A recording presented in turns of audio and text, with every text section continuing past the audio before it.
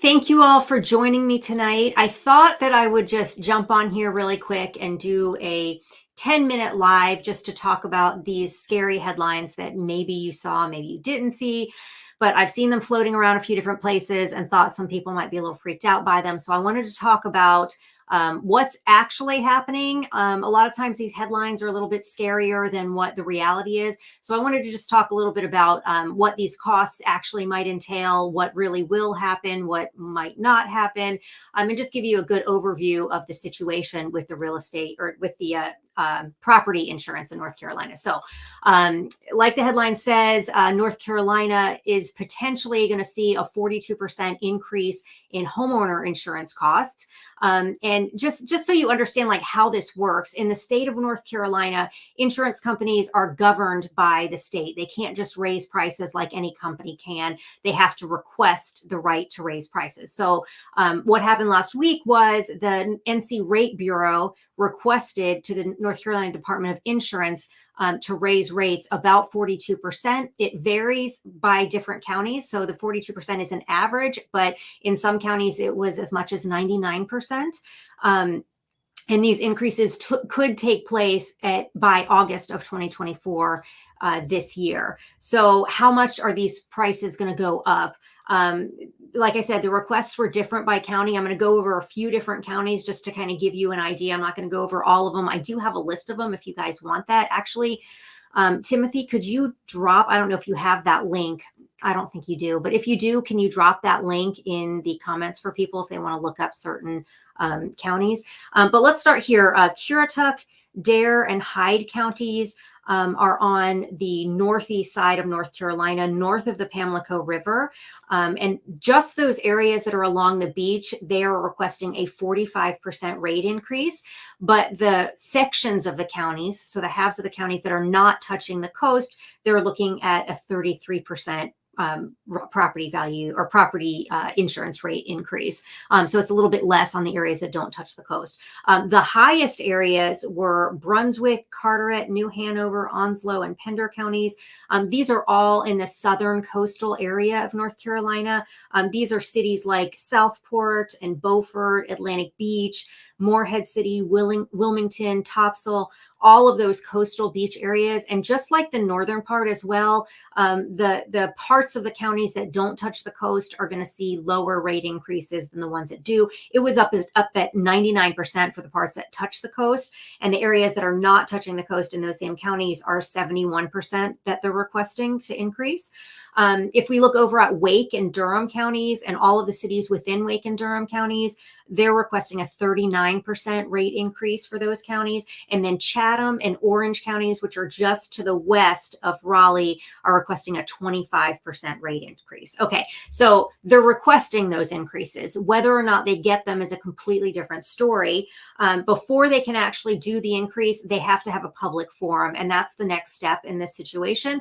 The public forum is going to happen, I think it's sometime in late January or February. And then the public is given the opportunity to negotiate these rates and try and get them down from those higher rates that they're requesting. So I put together a spreadsheet because, I'll know I like my spreadsheets, because I wanted to look at if they did do these percentage increase, and we're just going to use the average, the 42%, which is the average of all of the counties across the state.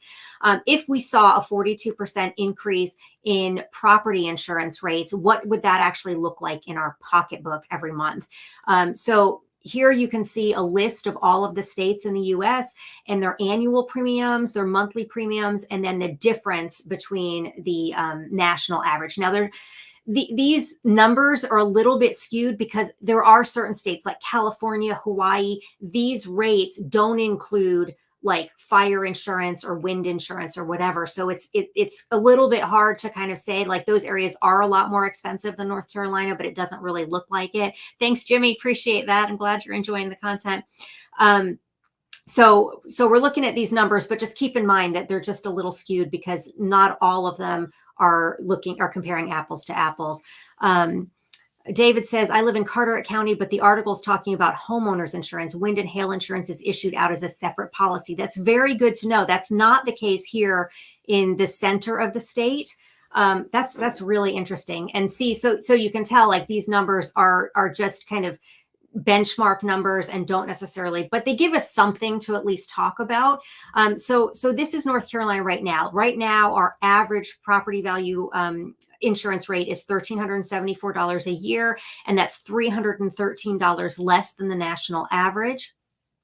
Now, if we were to see that 42% rate increase, Timothy, can you show us the other page?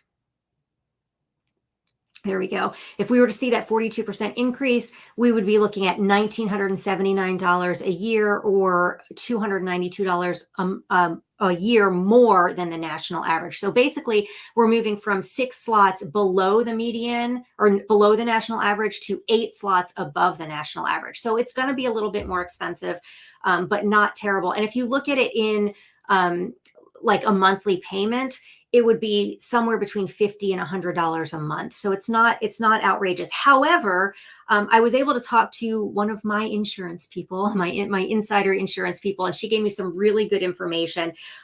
First of all, I asked her, like, why is this happening? I asked her if she could actually show up for this live tonight, but she wasn't able to do it. So I asked a few questions and she gave me some really insightful answers. So the reason this is happening is because of inflation. She was telling me that she and her husband work together and own this insurance company. And he was doing some adjustments in Tennessee where they had some huge tornado damage.